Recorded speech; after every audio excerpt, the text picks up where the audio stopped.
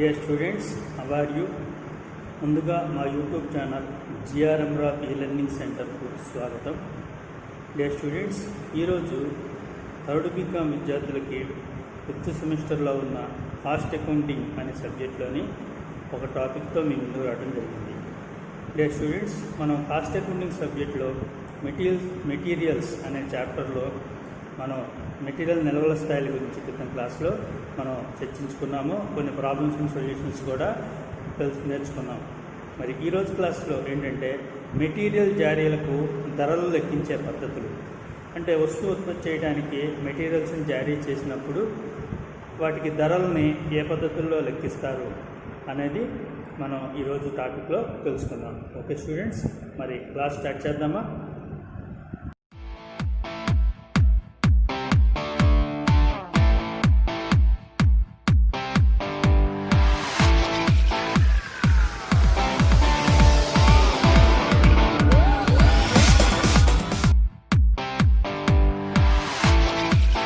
Students, ఒక ఉత్పత్తి సంస్థ ఉత్పత్తి కార్యకలాపం చేయాలి అంటే మెటీరియల్స్ కావాలి. ఆ మెటీరియల్స్ని మరి గోడౌన్ నుంచి ప్రతిరోజు కూడా మరి ఉత్పత్తికి కావాల్సిన మెటీరియల్ని మరి స్టోర్స్ నుంచి తీసుకొని ఉత్పత్తి స్థలానికి తీసుకెళ్ళాలి. అంటే మెటీరియల్ జారీ చేయాలి. మెటీరియల్ జారీ చేసేటప్పుడు మరి ఏ ధరల ప్రకారం మెటీరియల్ జారీ చేయాలి అనేది చాలా ప్రధానమైంది. ఎందుకనంటే మెటీరియల్స్ అనేవి మరి ఎప్పుడు అవసరమైతే అప్పుడు కొనుగోలు చేస్తూ ఉంటారు. కొనుగోలు చేసిన మెటీరియల్ మళ్ళీ ఉత్పత్తి జరిగే లోపల మళ్ళీ కొంత మెటీరియల్ తక్కువ ధరకు లభించిందనో లేదా మెటీరియల్ కావాలనో మళ్ళీ మెటీరియల్ కొనుగోలు చేయడం జరుగుతుంది. ఇలా మెటీరియల్ మరి వస్తున్న మెటీరియల్ని మనం ఏ ధరల ప్రకారం తీసుకొని మెటీరియల్కి విలువ నిర్ణయించాలి అనేది చాలా ముఖ్యమైనది. కాబట్టి మనం మెటీరియల్ ధరలకి ఏ పద్ధతులు ఉంటాయనే అంశాన్ని మనం పరిశీలిద్దాం. స్టూడెంట్స్, జారీ చేసిన మెటీరియల్స్ని విలువ కట్టడానికి అనేక పద్ధతులు వాడుకలో ఉన్నాయి. మరి ఏ సంస్థలో ఉపయోగించే పద్ధతి అయినా సరే ఆ సంస్థ వస్తువుల వ్యయాలని నిర్ణయించడంలోనూ ముగింపు నిల్వలను విలువ కట్టడంలోనూ అనుసరించే సూత్రాలపై ఆధారపడి ఉంటుంది. ఓకే స్టూడెంట్స్, మరి ఏ సంస్థలో అయినా సరే ఉపయోగించే పద్ధతి అయినా సరే ఆ సంస్థలో వస్తువుల వ్యయాలని నిర్ణయించడంలో కూడా ముగింపు నిల్వలను విలువ కట్టడంలో కూడా అనుసరించే సూత్రాల మీదే ఆధారపడి ఉంటుంది. ఓకే స్టూడెంట్స్, అంటే జారీ చేసిన మెటీరియల్స్కు విలువ కట్టే పద్ధతి అనేది వస్తువు వ్యయాన్ని ముగింపు నిల్వల విలువలను ప్రభావితం చేస్తుంది. అంటే ఏ ధర ప్రకారం తీసుకుంటున్నారన్న దాన్ని బట్టి ముగింపు సరుకు విలువ అనేది మారుతుంటుంది. కాబట్టి మెటీరియల్స్ జారీలకు విలువ కట్టే పద్ధతిని చాలా జాగ్రత్తగా ఎంచుకోవాలి. ఏ పద్ధతి ప్రకారం మెటీరియల్స్ విలువ కడుతున్నాం అనేది చాలా జాగ్రత్తగా ఎంచుకోవాలి. మెటీరియల్స్ జారీలకి విలువ కట్టే పద్ధతి ముఖ్యంగా 4 అంశాలను సంతృప్తిపరచాలి. మనం మెటీరియల్స్ విలువ లెక్కిస్తున్నామంటే దానికి మనం ఏ పద్ధతి అనుసరిస్తున్నామో ఆ పద్ధతి 4 అంశాలను తృప్తిపరచాలి. అదేంటంటే మొట్టమొదటిది జారీ ధర మెటీరియల్ కొన్న ధరను రాబట్టేదిగా ఉండాలి. జారీ చేసే ధర మనం ఏ ధర ప్రకారం మెటీరియల్ కొన్నామో ఆ ధర ప్రకారం రాబట్టేదిగా ఉండాలి. రెండవది జారీ ధర ప్రస్తుత మార్కెట్ ధరను ప్రతిబింబించేదిగా ఉండాలి. సో మెటీరియల్స్ని జారీ చేసేటువంటి ధర ప్రస్తుతం మార్కెట్లో ఉన్న ధరని ప్రతిబింబించే విధంగా ఉండాలి. మూడవది జారీ ధర వ్యయాలలో గణనీయమైన మార్పులకు కారణం కారాదు. జారీ చేసే ధర అనేది వస్తువు వ్యయాన్ని విపరీతమైన మార్పులకు గురి చేసే విధంగా ఉండకూడదు. అంటే ఎక్కువగా ధర పెరిగిపోవడం లేదా ధర తక్కువగా ఉండిపోవడం అనే ప్రభావం అనేది వస్తువు ధర మీద ఉండకూడదు. 4 జారీ ధర ముగింపు నిల్వల విలువలను సర్దుబాటు చేయవలసిన అవసరాన్ని నివారించాలి. స్టూడెంట్స్, మరి ఈ 4 లక్షణాలు ఉంటే అది ఆ పద్ధతిని సంతృప్తికరంగా ఉందని చెప్పచ్చు అన్నమాట. మరి మెటీరియల్స్ జారీలకు సాధారణంగా విలువ కట్టే పద్ధతులు కొన్ని విధాలుగా వర్గీకరిస్తారు. అది మొట్టమొదటిది ఏంటంటే వ్యయ ధరల పద్ధతులు. రెండోది ఊహాత్మక ధరల పద్ధతులు.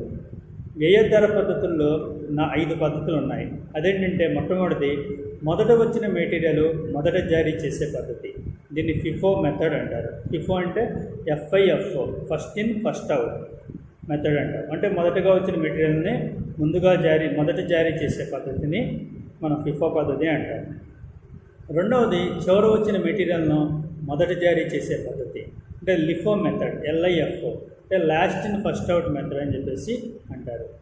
మూడవది సామాన్య సగటు ధర పద్ధతి అంటే సింపుల్ యావరేజ్ ప్రైస్ మెథడ్, సామాన్య సగటు ధర పద్ధతి అని అంటారు దీన్ని. ఓకే స్టూడెంట్స్, నాలుగవది భారిత సగటు ధర పద్ధతి అంటే weighted average price method, weighted average price method. ఐదవది ఆధార నిల్వ పద్ధతి అంటే బేస్ స్టాక్ మెథడ్ అని చెప్పేసి అంటారు. ఈ 5 రకాల పద్ధతులు వ్యయ ధరల పద్ధతుల కింద వస్తాయి. అంటే స్టూడెంట్స్, రెండవ రకం ఏం చెప్పారంటే ఊహాత్మక ధరల పద్ధతులు అన్నాం. ఊహాత్మక ధరల పద్ధతిలో మొట్టమొదటి మార్కెట్ ధర పద్ధతి అంటే మార్కెట్ ప్రైస్ మెథడ్. రెండవ పద్ధతి ఏంటంటే ప్రామాణిక ధర పద్ధతి, ప్రామాణిక ధర అంటే స్టాండర్డ్ ప్రైస్ మెథడ్. మరి మూడవ పద్ధతి ఏంటంటే పెంచిన ధర పద్ధతి అంటే ఇన్ఫ్లేటెడ్ ప్రైస్ మెథడ్. మూడవ పద్ధతి ఇన్ఫ్లేటెడ్ ప్రైస్ మెథడ్ అంటే పెంచిన ధర పద్ధతి. సో డియర్ స్టూడెంట్స్, మనం మొట్టమొదటిది వ్యయ ధర పద్ధతుల్లో మొట్టమొదటిది మరి మొదట వచ్చిన మెటీరియల్ మొదట జారీ చేసే పద్ధతి. అంటే స్టూడెంట్స్, మొదట వచ్చిన మెటీరియల్ మొదట జారీ చేసే పద్ధతి దీని ఇంగ్లీష్లో first in first out method అని చెప్పి అంటారు. షార్ట్కట్ దీన్ని FIFO అంటే FIFO మెథడ్ అని చెప్పి పిలవటం జరుగుతుంది. ఎగ్జామ్స్లో కూడా షార్ట్కట్లో FIFO పద్ధతిలో మరి మెటీరియల్ షీట్ని తయారు చేయండి అని చెప్పేసి మరి అడగడం జరుగుతుంది. కాబట్టి డియర్ స్టూడెంట్స్, మరి మొదట వచ్చిన మెటీరియల్ మొదట జారీ చేసే పద్ధతి గురించి తెలుసుకుంటే ఈ విధంగా ఉంటుంది. మొదట కొన్ని మెటీరియల్స్ మొదట జారీ అవుతుందనే భావన మీద ఈ పద్ధతి ఆధారపడి ఉంటుంది. అంటే మెటీరియల్స్ ఏ క్రమంలో వచ్చాయో అదే క్రమంలో జారీ చేయబడతాయి.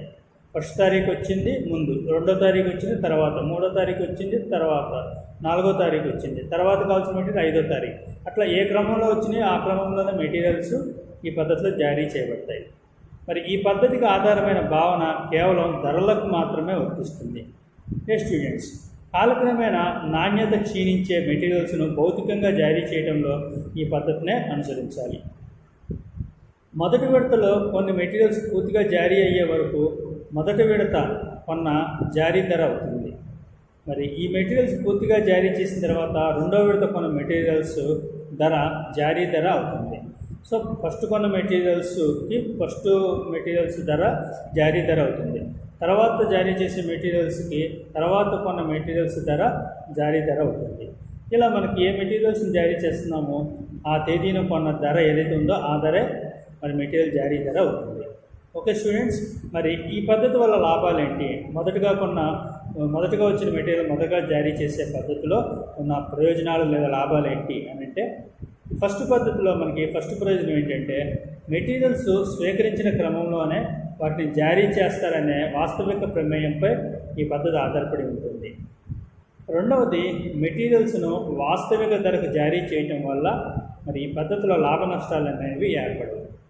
మూడవది, ముగింపు మెటీరియల్స్ విలువ అనేది ప్రస్తుత మార్కెట్ ధరలకు దగ్గరగా ఉంటుంది. ఓకే స్టూడెంట్స్, నాలుగవది, ధరలు తగ్గే సమయంలో ఈ పద్ధతి తక్కువ లాభాలను చూపుతుంది. ఫలితంగా పన్నులు కూడా తగ్గుతాయి. ఐదవ లాభం ఏంటంటే ఈ పద్ధతి అర్థం చేసుకోవడం అనుసరించడం చాలా సులభం. ఓకే స్టూడెంట్స్, మరి ఈ పద్ధతిలో కొన్ని లోపాలు కూడా ఉన్నాయి. స్టూడెంట్స్, ఈ పద్ధతిలో కొన్ని లోపాలు కూడా ఉన్నాయి. ఆ లోపాలు ఏంటో చూద్దాం. మొట్టమొదటి లోపం, ఉత్పత్తికి మెటీరియల్స్ని పాత ధరలకు ఛార్జ్ చేయటం వల్ల ఉత్పత్తి వ్యయం తక్కువగా ఉంటుంది. పాత ధరలు ఎప్పుడు తక్కువగా ఉంటాయి కాబట్టి ఆ ధరల ప్రకారం ఉత్పత్తికి కేటాయించడం వల్ల మరి వస్తువుల యొక్క ధరలు వ్యయాలనేవి తక్కువగా ఉంటాయి. రెండవది, ఒకే రకమైన జాబుల వ్యయాలను పోల్చడం కష్టమవుతుంది. ఎందుకంటే వేరువేరు జాబులకు వేరువేరు రేట్లకు మెటీరియల్స్ని జారీ చేయడం జరుగుతుంది. అంటే ఒక పనికేమో ఒక రేట్ ఆఫ్ మెటీరియల్, ఒక రేట్ ప్రకారం కొన్న మెటీరియల్ జారీ చేస్తే ఇంకొక పని వచ్చినప్పుడు ఇంకో రేట్ ప్రకారం మెటీరియల్స్ని జారీ చేయడం జరుగుతుంది. ఇంకో రేట్ ప్రకారం కొన్న మెటీరియల్స్ని జారీ చేయడం జరుగుతుంది. దానివల్ల ఏంటంటే పోల్చడం అనేది మరి రెండు జాబుల్ని పోల్చడం అనేది కష్టమవుతుంది. మూడవది, ధరలు తరచుగా మారుతూ ఉంటే లెక్కలు కట్టడం అనేది కష్టంగా ఉంటుంది. ఓకే స్టూడెంట్స్, ధరలు తరచుగా మారుతూ ఉంటే లెక్కలు కట్టడం కష్టంగా ఉంటుంది. మరి నాలుగవది ఉత్పత్తికి కేటాయించిన మెటీరియల్స్ వ్యయం తక్కువగా ఉండటం వలన సరైన లాభం తెలియచేయదు. సో ఇవి మనకి మొదటగా వచ్చిన మెటీరియల్ను మొదటగా జారీ చేసే పద్ధతిలో ఉండేటువంటి మరి లోపాలు. ఓకే స్టూడెంట్స్, మరి రెండవ పద్ధతి అంటే వ్యయ ధరల పద్ధతుల్లో రెండవది చివరిగా వచ్చినది మొదటగా జారీ చేసే పద్ధతి. సో ఈ పద్ధతి గురించి మనం last in first out method అని ఇంగ్లీష్లో చెప్పొచ్చు. దీని షార్ట్కట్లో LIFO పద్ధతి అని చెప్పేసి అని చెప్పొచ్చు. ఈ పద్ధతి గురించి మనం ఈ విధంగా మనం ఎక్స్ప్లెయిన్ చేసి చెప్పొచ్చు. మరి చివరికున్న మెటీరియల్ను మొదటి జారీ అవుతుందనే భావన మీద ఈ పద్ధతి ఆధారపడి ఉంటుంది. ఈ పద్ధతి ఎలా ఉంటుందంటే చివరకున్న మెటీరియల్స్ని మొదట జారీ అవుతుందనే భావన మీద ఈ పద్ధతి ఆధారపడి ఉంటుంది. అంటే కొనుగోలు క్రమానికి వ్యతిరేక క్రమంలో మెటీరియల్స్ జారీలు విలువ కట్టబడతాయి. అంటే ఈ పద్ధతిలో ఊహించిన జారీ క్రమం కేవలం ధరలకు మాత్రమే వర్తిస్తుంది. ఈ పద్ధతిలో జారీ చేసే తేదీన నిల్వ ఉన్న మెటీరియల్స్లో చివర కొన్న మెటీరియల్స్ని మరి ధర అనేది జారీ ధర అవుతుంది. చివర కొన్న మెటీరియల్స్ ఏవైతే ఉంటాయో వాటిని ఏ ధర ప్రకారం కొన్నారో ఆ ధర అనేది జారీ ధర అవుతుంది. మరి చివరిసారి కొన్న మెటీరియల్స్ పూర్తిగా జారీ చేసిన తర్వాత మరి అంతకుముందు కొన్న మెటీరియల్స్ ధర అనేది జారీ ధర అవుతుంది. ఓకే స్టూడెంట్స్, మరి ఈ పద్ధతిలో కూడా కొన్ని లాభాలు ఉన్నాయి. ఆ లాభాలు ఏంటో చూద్దాం. మొట్టమొదటిది ఉత్పత్తికి మెటీరియల్స్ ప్రస్తుత ధరల ప్రకారం ఛార్జ్ చేయడం జరుగుతుంది. రెండవది మెటీరియల్స్ను కొన్న ధరలకే జారీ చేయడం వల్ల ఈ పద్ధతిలో లాభ నష్టాలు అనేవి ఏర్పడవు. మూడవది ఏంటంటే ధరలు నిలకడగా ఉన్నప్పుడు కానీ లేదా పెరుగుతున్నప్పుడు సంస్థ ఉత్పత్తులకు ధరలను లాభదాయకంగా చేయవచ్చు. ఈ మూడు ప్రయోజనాలు మరి చివరిగా వచ్చిన మెటీరియల్ను మొదటిగా జారీ చేసే పద్ధతిలో ఉంటాయి. లోపాలు ఏంటంటే మొట్టమొదటి లోపం ఈ పద్ధతి అనేది వాస్తవిక భావన మీద ఆధారపడి లేదు. ఎందుకంటే మెటీరియల్స్ స్వీకరించిన భౌతిక క్రమాన్ని అనుసరించడం లేదు. రెండవది ముగింపు మెటీరియల్స్ పాత ధరలకు విలువ కట్టబడి ప్రస్తుత ఆర్థిక విలువలను ప్రతిబింబించవు.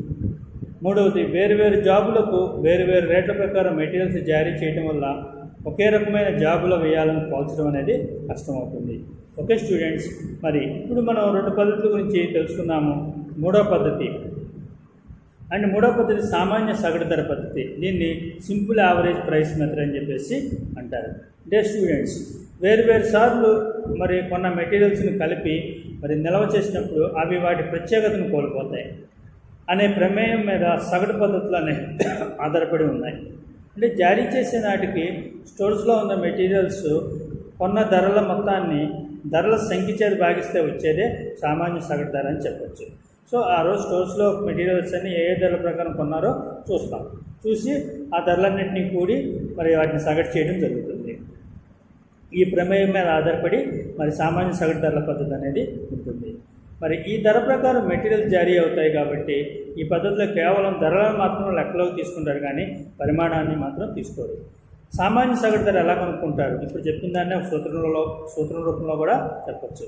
అదేంటంటే నిల్వ మెటీరియల్స్ ధరల మొత్తము బై నిల్వ మెటీరియల్స్ ధరల సంఖ్య.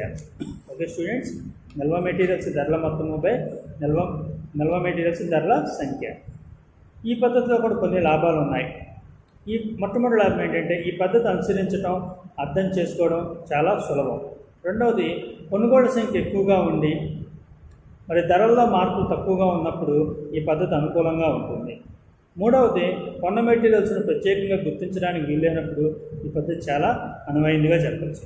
అంటే స్టూడెంట్స్ ఈ పద్ధతిలో కూడా కొన్ని లోపాలు ఉన్నాయి. ఆ లోపాలు ఏంటంటే మొట్టమొదటిది ఈ పద్ధతిలో యథార్థ వ్యయాన్ని ఉత్పత్తి నుండి రాబట్టుకోవడానికి వీల్లేదు. ఓకే స్టూడెంట్స్, ఎంత వ్యయమైందో ఆ వ్యయం మొత్తాన్ని ఉత్పత్తి వ్యయం నుంచి రాబట్టుకోవడానికి వీలు కాదు. రెండవది ఎందుకంటే వేరువేరు ధరలు ఉంటాయి. ఆ వేరువేరు ధరలు సగటు చేస్తాం. సగటు ధర అనేది మన ఉత్పత్తి వ్యయం ఏ ధర ప్రకారం మనం జారీ చేయడం జరిగిందో మరి ఆ ధర ప్రకారమే వస్తాయి తప్పితే మరి మనం ఒక కరెక్ట్గా వ్యయాన్ని మూడు ధరల్లోంచి రాబట్టడం కష్టమవుతుంది. లోపాల్లో రెండవది కొనుగోళ్ల సంఖ్య ఎక్కువగా ఉండి ధరల్లో మార్పులు ఎక్కువగా ఉంటే మరి జారీ ధరలను నిర్ణయించడం కష్టమవుతుంది. మూడవది ఏంటంటే ఈ పద్ధతిలో ముగింపు మెటీరియల్స్ విలువను రుజువు చేయడం అనేది కష్టమవుతుంది. ఓకే స్టూడెంట్స్, మరి మూడవ పద్ధతి గురించి మనం తెలుసుకున్నాం, సామాన్య సగటు ధర పద్ధతి గురించి. నాలుగవది భారిత సగటు ధర పద్ధతి. దీన్ని ఇంగ్లీష్లో మనం వెయిటెడ్ యావరేజ్ ప్రైస్ మెథడ్ అని చెప్పేసి అంటారు. స్టూడెంట్స్, సామాన్య సగటు ధర పద్ధతిలో కేవలం ధరలను మాత్రమే లెక్కలో తీసుకొని పరిమాణాలను వదిలేయటం జరిగింది. ఈ లోపాన్ని సరిచేయడం కోసం భారతీయ సగటు ధర పద్ధతిని ఉపయోగించడం జరుగుతుంది. ఈ పద్ధతి ప్రకారం ఏంటంటే మెటీరియల్స్ జారీ చేసే నాటికి నిల్వ మెటీరియల్స్ మొత్తం విలువను నిల్వ మెటీరియల్స్ మొత్తం పరిమాణంచే భావించి మరి జారీ ధరను లెక్కించడం జరుగుతుంది. ఒక స్టూడెంట్స్, మరి భారత సగటు ధర ఎలా కనుక్కుంటారో ఒక సూత్రప్రాయంగా కూడా చెప్పచ్చు. అదేంటంటే స్టోర్స్లో నిల్వ ఉన్న మెటీరియల్స్ విలువపై స్టోర్స్లో నిల్వ ఉన్న మెటీరియల్స్ పరిమాణం. ఈ సూత్రంతో భారీ సగటు ధరను కనుక్కొని మరి మెటీరియల్స్ విలువ కట్టడం జరుగుతుంది. ఓకే స్టూడెంట్స్, ఈ పద్ధతిలో కూడా కొన్ని లాభాలు ఉన్నాయి. మరి ఆ లాభాలు ఏంటో చూద్దాం. మెటీరియల్స్ ధరల్లోని తీవ్రమైన మార్పులను పద్ధతి తగ్గిస్తుంది. మొట్టమొదటి ప్రయోజనం, మెటీరియల్స్ ధరల్లోని తీవ్రమైన మార్పులను ఈ పద్ధతి తగ్గిస్తుంది. రెండవది, మెటీరియల్స్ మరలా కొనుగోలు చేస్తే తప్ప మెటీరియల్స్ జారీ చేసిన ప్రతిసారి ధర నిర్ణయించే పని లేదు. ఓకే స్టూడెంట్స్, మరి మూడవది, భారతీయ సగటు ధర మార్కెట్ ధరకు వీలైనంత దగ్గరగా ఉంటుంది. నాలుగవది, ధరల్లో పెద్ద మార్పులు లేకపోవడం వల్ల మెటీరియల్స్ నిల్వలను సులభంగా తేల్చవచ్చు. ఓకే స్టూడెంట్స్, మరి ఈ పద్ధతిలో కొన్ని లోపాలు కూడా ఉన్నాయి. ఆ లోపాలు ఏంటంటే, మొట్టమొదటిది, కొత్తగా కొనుగోలు చేసిన ప్రతిసారి సగటు ధరలను లెక్కగట్టడం శ్రమతో కూడిన పనిగా చెప్పచ్చు. మరి రెండవది, ఈ పద్ధతిలో కూడా యథార్థ వ్యయాన్ని ఉత్పత్తి నుంచి రాబట్టే అవకాశం లేదు. ఎందుకంటే వెయిటెడ్ యావరేజ్ చేయడం జరుగుతుంది. ఆ ధర ప్రకారం మరి యథార్థ వ్యయాన్ని రాబట్టడం సాధ్యం కాదు. మూడవది, జారీ ధరలు ప్రస్తుత మార్కెట్లో ధరను ప్రతిబింబించవు. ఓకే స్టూడెంట్స్, మరి ఈ పద్ధతిలో ఉన్న లోపాలు ఏంటో మనకు తెలిసినాయి. నెక్స్ట్ పద్ధతి ఆధార నిల్వ పద్ధతి. దీని ఇంగ్లీష్లో బేస్ స్టాక్ మెథడ్ అని చెప్పేసి అంటారు. స్టూడెంట్స్, కొన్ని సంస్థల్లో కొంత సరుకు స్టోర్స్లో కనీస నిల్వగా ఉంచడం జరుగుతుంది. ఈ విధంగా నిల్వ ఉంచిన సరుకు ఎల్లప్పుడూ కూడా అసలు ధరకే చూపించడం జరుగుతుంది.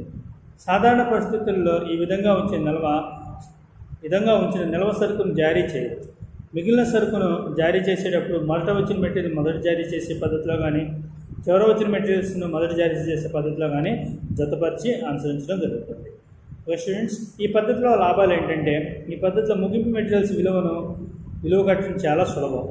రెండవది, ఈ పద్ధతిలో జారీలకు విలువ కట్టడం చాలా వరకు సులభంగా ఉంటుంది. స్టూడెంట్స్, ఈ పద్ధతిలో కూడా కొన్ని లోపాలు ఉన్నాయి. ఆ లోపాల్లో మొట్టమొదటిది ఏంటంటే, ముగింపు మెటీరియల్స్ విలువ అనేది ప్రస్తుత మార్కెట్ ధరలను ప్రతిబింబించదు. రెండవది, తగ్గింపు విలువతో ఉన్న ఇన్వెంటరీలను మాత్రమే ఆస్తిని బట్టి చూపుతుంది. కాబట్టి నిర్వహణ మూలధన పరిస్థితి ఖచ్చితంగా ఉండదు. స్టూడెంట్స్, ఇప్పటి వరకు మనం వ్యయ ధరల పద్ధతులు తెలుసుకున్నాము. ఇప్పుడు ఊహాత్మక ధరల పద్ధతుల్లో చూద్దాం. ఊహాత్మక ధరల పద్ధతిలో మొట్టమొదటిది మార్కెట్ ధర పద్ధతి. దీన్ని మార్కెట్ ప్రైస్ మెథడ్ అని చెప్పేసి అంటారు. ఈ పద్ధతిలో మెటీరియల్ జారీ చేసే రోజున మార్కెట్లో ఏ ధర ఉంటే ఆ ధర ప్రకారం మెటీరియల్స్ని జారీ చేసి విలువ కట్టడం జరుగుతుంది. ఇంకో విధంగా చెప్పాలంటే, జారీ చేసిన మెటీరియల్ ఏ ధరకు భర్తీ చేయడానికి వీలవుతుందో మరి ఆ ధర ప్రకారం మెటీరియల్స్ని జారీ చేయడం అనేది జరుగుతుంది. ఈ పద్ధతిలో ఉన్న లాభాలు ఏంటంటే, మార్కెట్ ధరను ఉపయోగించడం వల్ల కొనుగోలు విభాగం సామర్థ్యం వేరే లెక్కలు కట్టే పని లేకుండానే తెలుసుకోవచ్చు. రెండవది, ఏ కాంట్రాక్ట్కైనా టెండర్లు పంపవలసి వస్తే చాలా సులభంగా ధరను కోట్ చేయవచ్చు.